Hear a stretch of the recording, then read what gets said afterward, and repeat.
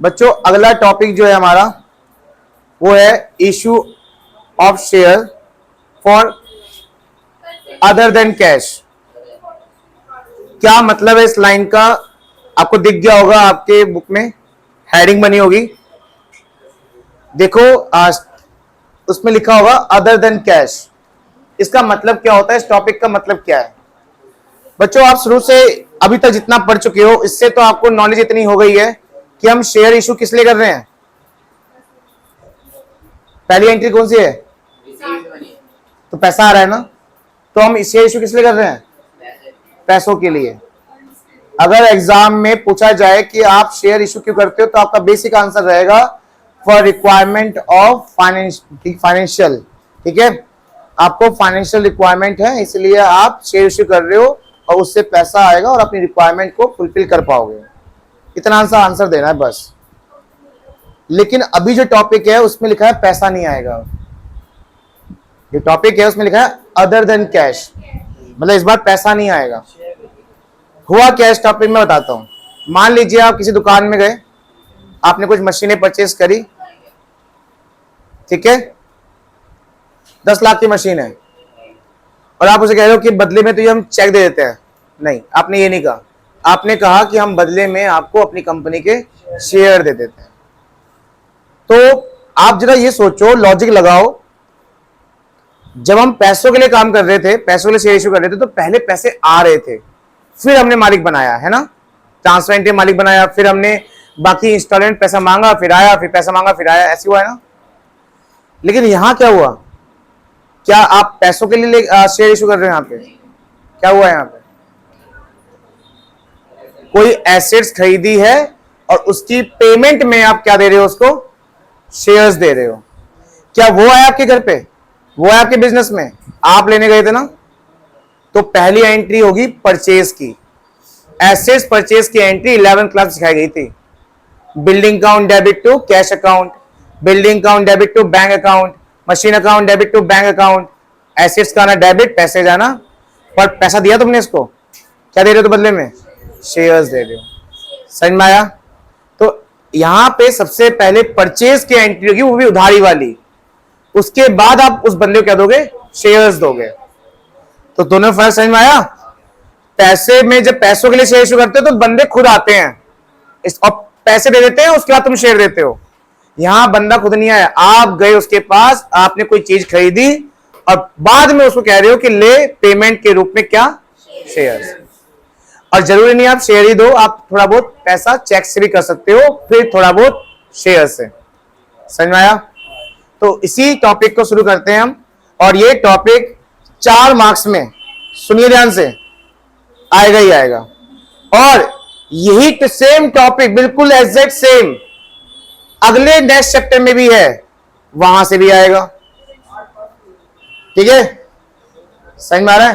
तो अगर यहां अगर अच्छे समझ गए तो वहां भी, जैसे मैंने आपको कहा था ना कि बैंकिंग चैप्टर में क्वालिटेटिव क्वांटिटेटिव इंस्ट्रूमेंट्स पढ़ लो, और कहां आने वाला है? एक्सी डिमांड एफसी डिमांड में आने वाला है।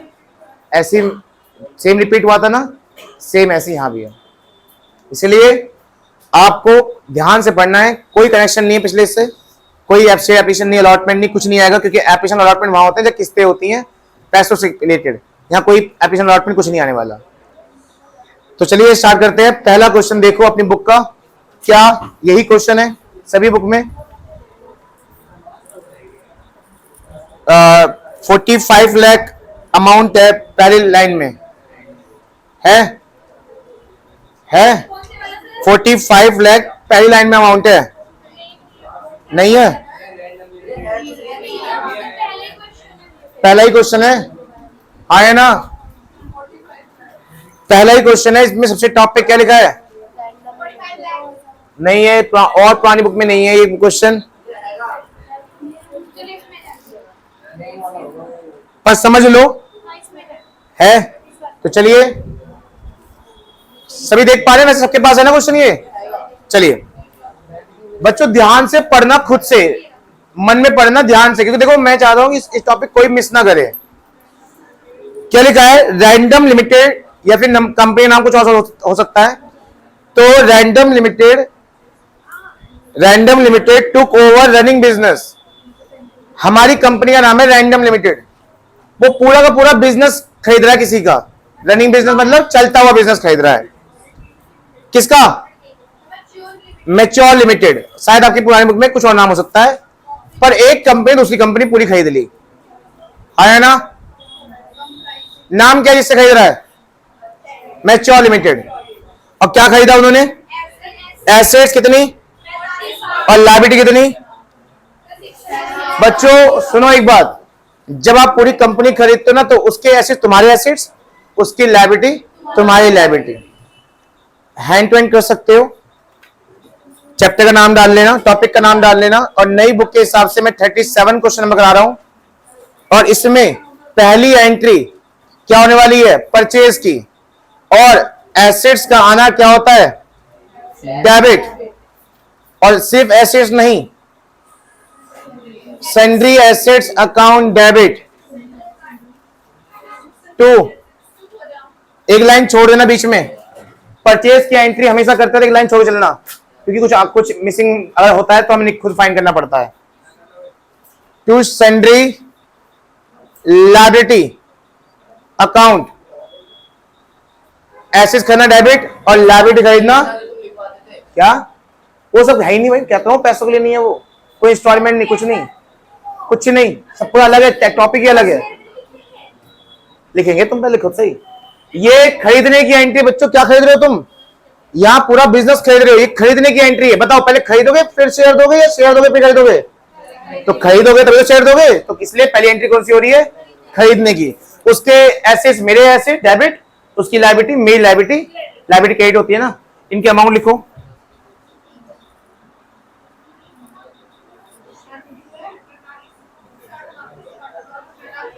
निशांत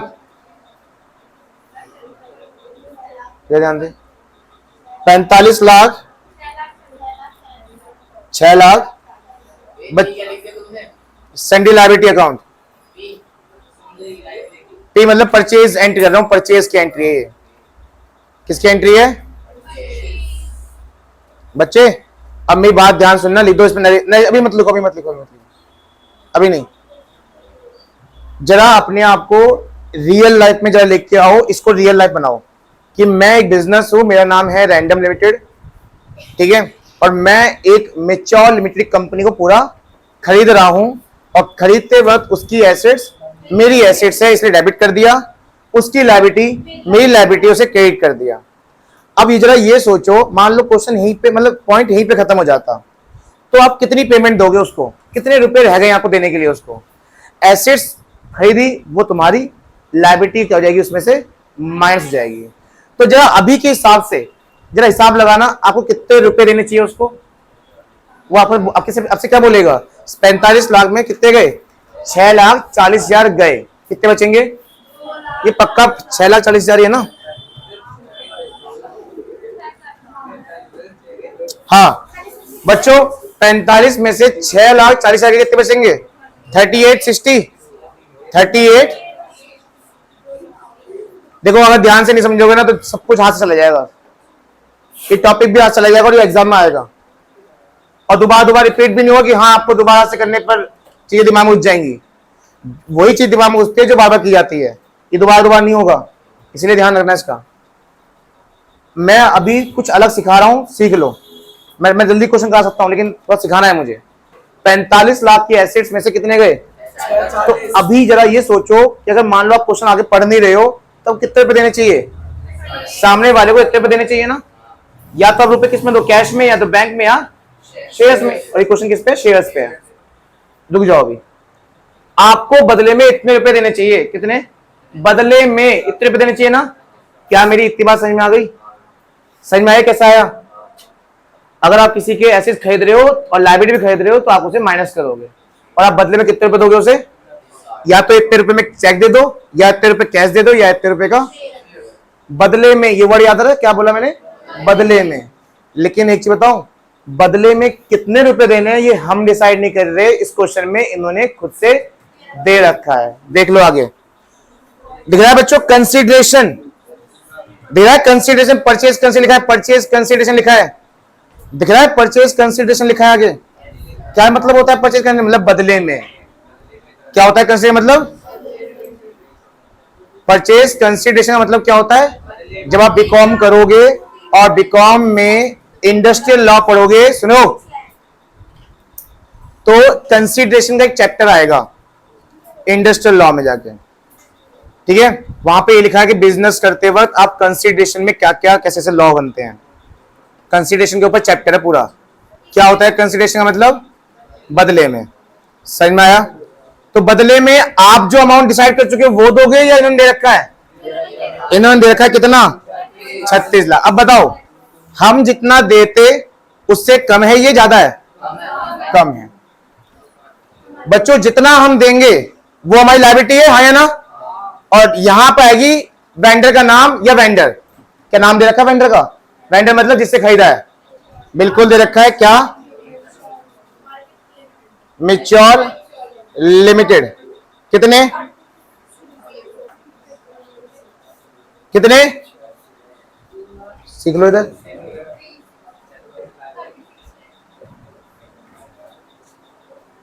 एक बात बताऊं, सुने ध्यान से, अगर मैं यहां 36 ना लिख के अपनी वाली अमाउंट लिख रहा होता तो दोनों तरफ बैलेंस हो जाता ना, आया ना? और एंट्री में क्या करना पड़ता है? हमें दोनों तरफ बैलेंस करना पड़ता है। लेकिन मैंने क्या अपनी अमाउंट लिखी? क्यों? क्योंकि इन्होंने खुद से। अब बताओ हम कम दे रहे हैं या ज्यादा दे रहे हैं? कम दे रहे हैं ना। बच्चों जब भी आपका अमाउंट जितना निकल के आ रहा है और उससे आप कम दे रहे हो तो इसका मतलब अभी भी पैसा यही कम पड़ेगा। यहां पे अगर ये ना होता तो क्या होता? ये कभी भी पैसा कम ही पड़ रहा है ना। तो आप खुद से एक वर्ड लिखेंगे यहां पे, कैपिटल रिजर्व 2,60,000। बताइए, अगर इस क्वेश्चन में परचेज कंसिडरेशन अमाउंट नहीं गिवन होती तो मैं क्या लिख रहा होता हूं उस जगह? 36 लाख की जगह 3860। तो क्या ये नीचे वाला वर्ड आता?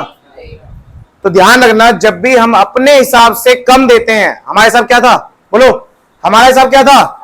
38। और कम दे रहे हैं ना, तो कम देंगे तो क्या है क्रेडिट में? और मान लो यहां पे 40 लाख में डील होता तो हम अपने हिसाब से ज्यादा देते तो कम किधर पड़ता? फिर डेबिट में। कहां पड़ता कम? अगर मैं यहां पे अमाउंट कितनी होती है यहां पे 40 लाख, अब बन कितना रहा था? ज्यादा दे रहे हैं ना, ज्यादा दे रहे तो कम कहां पड़ जाएगा? फिर डेबिट में। और डेबिट में क्या नाम आएगा पता है उस कम का? गुडविल। क्या आएगा? क्योंकि जब हम खरीद रहे हैं और वैल्यू से ज्यादा दे रहे हैं, जब हम किसी के बिजनेस खरीद रहे हैं और वैल्यू से ज्यादा दे रहे हैं तो एक्स्ट्रा पैसा किस चीज दे रहे होंगे? गुडविल के दे रहे होंगे। बातें क्यों हो रही हैं? समझ में आया? पर क्या इसमें हम ज्यादा दे रहे हैं कम दे रहे हैं? तो इसलिए क्या आया क्रेडिट में? Capital reserve. Being assets purchase या being running business purchase from mature limited. देखो बीइंग, अभी तो खरीदा है सामान, अभी उधारी पे खरीदा है। और सुनो, यहां पर आएगा वेंडर का नाम, अगर नहीं दे रखा तो वेंडर आएगा, ठीक है। यहां जो टू मैच्योर लिमिटेड। अब बताओ किसको चुकाने पैसे? ये वाले ये वाले ये वाले मैच्योर लिमिटेड पैसे चुकाने, तो अगली एंट्री इसी साथ बात होगी, ठीक है। तो ये खरीदने की एंट्री हो गई है आपकी, being running business purchase from mature limited. समझ में आया? अगर आपके हिसाब से ज्यादा दे रहे हो तो गुडविल, और आपके हिसाब से कम दे रहे हो तो कैपिटल रिजर्व क्रेडिट में। यहां पे आपका हिसाब 3820 था, लेकिन दे कितना रहे हो? 36। तो कम दे रहे हो ना, कम कहां आएगा? कैपिटल रिजर्व में। कितना आ गया? ठीक है, समझ में आया? आपका एग्जाम पता क्या करेगा? आपकी एंट्री को देखते वक्त सीधा कहां जाएगा? वो इस वाले अमाउंट पे जाएगा, क्योंकि उसे पता है यही गलत, मतलब पूरी एंट्री गलत है ना। वो सारी एंट्री चेक नहीं करेगा कि ऐसी कहां लायबिलिटी कहां है, किसके नाम, ये सब के नहीं, मैं कह रहा हूं सब देखेगा, पर कॉपी के पेज खुलते ही सबसे पहले कहां जाएगा? वो फॉर्मेट में कोई नंबर नहीं होता, लाइंस के नंबर मिलते हैं कोई।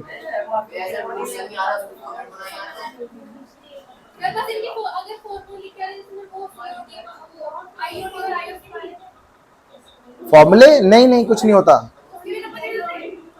सिर्फ स्टैपिंग के मार्क्स मिलते हैं। चलिए बच्चे, तो आप क्या 27 के लिए सोच रहे हो क्या? 27 के लिए सोच रहे हो क्या? 27 के लिए 27 के लिए सोच रहे हो क्या? ये बातें 27 वाले सोचते हैं। फिर हाँ जी, अब बच्चे आगे क्या लिखा है देखो, सुनिए। सेकेंड लाइन मिड के बाद क्या लिखा है? The amount was settled by bank draft. ये जो अमाउंट है ना आपकी 36 लाख की उधारी, बच्चों डील कितने में हुआ है? 38-20 में या 36 में? 38-20 हो सकता था अगर अमाउंट ना दे रखा होता तो हमारी डील कितने में हुई है? अब ये बोल रहा है 36 की पेमेंट कैसे होगी। देखो 36 की पेमेंट में पहले 1.5 लाख किससे कर दिया? बैंक ड्राफ्ट मतलब चेक से। तो पहले 1.5 लाख किससे कर दिया? फिर बोला बैलेंस बचा हुआ किससे करना? शेयर इश्यू करना, प्रेफरेंस शेयर 100 रुपए ईच प्रीमियम पर। बच्चों क्वेश्चन इजी नहीं है, मैं बता रहा हूं इजी नहीं है। अगर आप ध्यान सुनते हो तो इजी है, ठीक है। अब आपको पेमेंट करनी है। ये आपकी कौन सी एंट्री होने वाली है? अब पेमेंट की। और पेमेंट आप दो तरीके से कर रहे हो, चेक से भी और शेयर से भी, हाँ या ना?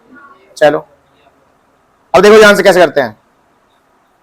ये नाम से यहां मेच्योर लिमिटेड क्या होने वाला है? डेबिट। क्यों? क्योंकि मैं अपनी उधारी खत्म करने जा रहा हूं। मैं इस बंदे की उधारी करने जा रहा हूं खत्म। कैसे? या तो पेमेंट दूंगा या शेयर दूंगा। खत्म होने क्या कर दिया? डेबिट।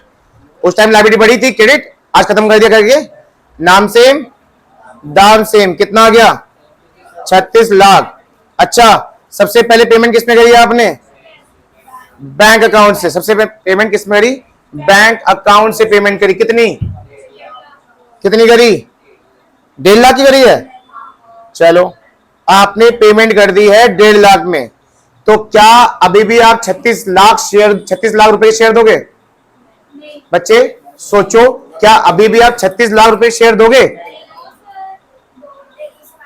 सुनो, मैं पहले गलती करूंगा फिर सुधारूंगा ताकि आपको समझ में आ जाए कि गलती, हाँ पहले मैं थोड़ी गलती करने वाला हूं ताकि आपको रियलाइज हो जाए कि गलती कहां आपको नहीं करनी।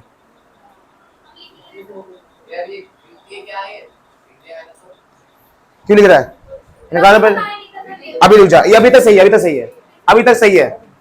देखो इधर, सबसे पहले मैंने जिस बंदे को पेमेंट देना उसे डेबिट कर दिया क्योंकि उसकी उधारी आज खत्म हो जाएगी। क्या देकर? चेक से पेमेंट देकर, और बाकी सारा शेयर कैपिटल। ठीक है, शेयर कैपिटल क्या आता है हमेशा? ये तो पता ही है, ये तो भूलना ही नहीं कभी। शेयर कैपिटल क्या आता है हमेशा? अब बात ये है कि अगर 36 में से 1.5 लाख की पेमेंट हो चुकी है बैंक के थ्रू, तो बाकी सारा किसमें हो जाएगा? बाकी सारा किसमें हो जाएगा? ठीक है, अभी जो ये लिखना मत, मैं गलत करने जा रहा हूं। पर 36 लाख में से 1.5 लाख हो गए हैं, कितने होंगे बताना जरा? 34,50,000, हाँ है ना? ये क्वेश्चन सही है, पर तब जब क्वेश्चन में प्रीमियम ना होता। देखो इसमें क्वेश्चन में प्रीमियम है प्रीमियम। ये क्वेश्चन तब तक सही था जब तक मेरे क्वेश्चन में क्या नहीं था? प्रीमियम। लेकिन अब क्वेश्चन के क्या है? तो इसके नीचे एसपीआर भी आ जाएगा। क्या आ जाएगा? अब मुझे बताओ यहां क्या आएगा? सुनो, अगर मैं यहां पे कोई एक्स्ट्रा अमाउंट ले लूंगा तो मिसमैच हो जाएगा ना। फिर अभी मैच हो चुका है, ना। अगर मैं कोई अमाउंट लूंगा तो मिसमैच हो जाएगा। इसका मतलब ऊपर वाली अमाउंट भी क्या है? सही है फिर गलत है? गलत है। अब बता तो क्या करना है बच्चों? अगर प्रीमियम नहीं था तो सही था वो, तो कितना आंसर आया था वहां पे?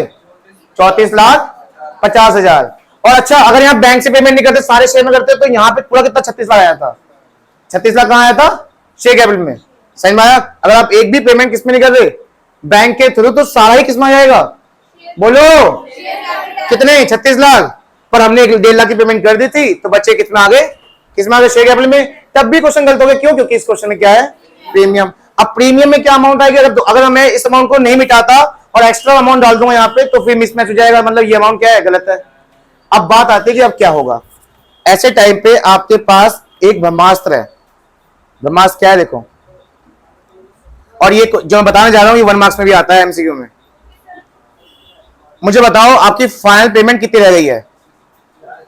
34,50,000।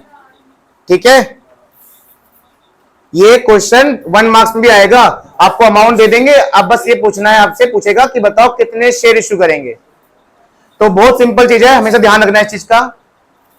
देखो आप अभी प्रैक्टिस करोगे, फिर बताओ कब होगी प्रैक्टिस आपकी? अब जब आप पेपर्स करोगे नवंबर में, ठीक है, फिर आपको बाद में याद आएगा, लेकिन बीच बीच में खुद से प्रैक्टिस करते रहना। 34,50,000 मेरी फाइनल पेमेंट है, और इस पेमेंट को मैं 2 टुकड़े में करूंगा, एक शेयर कैपिटल में और एक प्रीमियम में, है ना? तभी तो मैच करेगा, क्योंकि क्रेडिट में 2 आइटम पड़े हुए हैं, हाँ है ना? क्रेडिट में मेरे पास अभी भी कितने आइटम है? शेयर कैपिटल, और दोनों में मुझे अमाउंट चाहिए, और इतनी अमाउंट चाहिए कि दोनों तरफ क्या हो जाए? सेम हो जाए। तो ये तो अभी क्या अमाउंट गलत है? बताओ ये गलत है या पूरी ये पहले सही भी था? ये सही था। अगर क्या ना होता, पीएम ना होता तो सही था, लेकिन क्वेश्चन पीएम ऐड करके तो हमारा पॉइंट गलत हो गया है। और अब इसको सही कैसे करेंगे? मैं बहुत सिंपल बता रहा हूं, आपको क्या करना है, जितनी आपकी पेमेंट रह गई है, अच्छा अगर बैंक के थ्रू पेमेंट ना करते तो यहां कितना लिखा होता? सामने 36 लाख लिखा होता, ठीक है, और अभी कितना लिखा हुआ है? क्यों? क्योंकि मैं 1.5 लाख पेमेंट कर चुका हूं। आपको बहुत सिंपल बता रहा हूं, इसको डिवाइड करना है आपको अपने टोटल वैल्यू से। किससे डिवाइड करना है? क्या टोटल वैल्यू फेस वैल्यू है? क्या टोटल वैल्यू फेस वैल्यू है इस क्वेश्चन में? नहीं है, क्योंकि इस क्वेश्चन में प्रीमियम भी है, और टोटल वैल्यू का मतलब होता है प्रीमियम प्लस फेस वैल्यू, है ना? अब बताओ टोटल वैल्यू क्या है इस क्वेश्चन की? 100 रुपए ईच, और 15% प्रीमियम। 100 का 15% कितना होता है? 100 का 15% कितना होता है? 15 ही तो होता है, तो कितना हो जाएगा? 100। तो मुझे इसको डिवाइड किससे करना है बच्चों? ये बात ध्यान रखना, कुछ बच्चे लास्ट मोमेंट में किससे डिवाइड करते पता है? फेस वैल्यू से। अब पता, सुनो एक चीज बताता हूं, जब आप इसको फेस वैल्यू से डिवाइड करोगे, मतलब किससे? 100 से, और आपका एक यहां पे एक आंसर आने वाला है, ये आंसर भी क्वेश्चन आपके 4 ऑप्शन में गिवन होगा, और आपको लगेगा क्या सही है, लगा दोगे।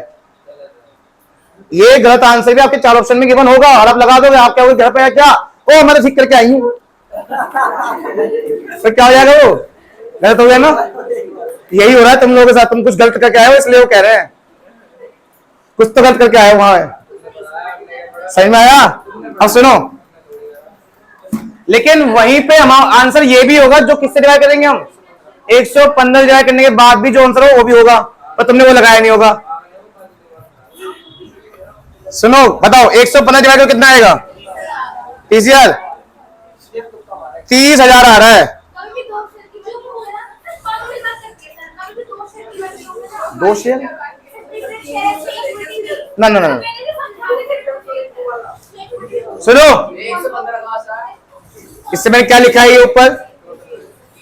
क्या होता है ये? बोले अब करना खचरा बनती है अपना। टी मतलब टोटल वैल्यू क्या सिखाया हमेशा मैंने? अगर आपके क्वेश्चन में प्रीमियम नहीं है तो वही फेस वैल्यू, वही टोटल वैल्यू, हाँ या ना? 100 रुपए। लेकिन अगर प्रीमियम है तो 115। और किससे डिवाइड करने को बोला मैंने हमेशा? किससे डिवाइड करने को बोला है? तब आपके पास क्या आएंगे? प्रॉपर शेयर आ जाएंगे। इसका मतलब ये वो शेयर है जो बंदे को तुम दे रहे हो। तो कितने शेयर दे रहे हो तुम उस बंदे को? 30,000 दे रहे हो। अच्छा आपको याद है हम अलॉटमेंट की एंट्री करते थे, फर्स्ट कॉल की एंट्री करते थे, तो शेयर कैपिटल में क्या लिखता था मैं? जितने शेयर तुम दे रहे हो इनटू फेस वैल्यू। तो बताओ इसमें कितने शेयर दे रहे हो तुम? 30,000। और उसे हम कहां लिखते थे? कहां लिखते थे बताओ? किसमें लिखते थे? इसमें या इसमें? बोलो कि कितने, जितने शेयर तुम दे रहे हो, कितने शेयर दे रहे हो तुम? यहां पे कितने का शेयर है? शेयर कैपिटल मतलब हमेशा फेस वैल्यू। कितना जाएगा? 30 लाख। और 30,000 इंटू 15 कितना जाएगा? अब हो गया मैच? हो गया मैच? अब हो गया मैच? अब ये बताओ मैच हो गया ये? बस 2 एंट्री होती है इनमें, पर 2 एंट्री के लिए क्या चीजें आसान थी? आप डायरेक्ट उसमें शेयर में कितने लिख सकते थे फिर? 36 लाख। 36 लाख नहीं, वो 34,50,000, ठीक है। लेकिन आपने क्या करा? इस क्वेश्चन प्रीमियम था तो अलग दिखाया। कैसे निकला? 30,000 पता चल गया। जितनी पेमेंट डिवाइडेड बाय किससे करते हैं? हाँ भाई, जितनी पेमेंट आपकी रह रही थी डिवाइडेड बाय। और ये क्वेश्चन किस में आता है? ऐसे बड़े क्वेश्चन में भी आता है और एमसीक्यू में भी आता है। एमसीक्यू में क्या पूछेगा आपसे? बता क्या पूछेगा एमसीक्यू में? अमाउंट दे देगा कि इतनी पेमेंट करनी है, बताओ कितने शेयर दोगे। बहुत सिंपल है, amount divided by multiply by, divided by total value. ये 1 मार्क्स में कंफर्म कह रहा हूं, लिख के दे रहा हूं, लिख आएगा ये।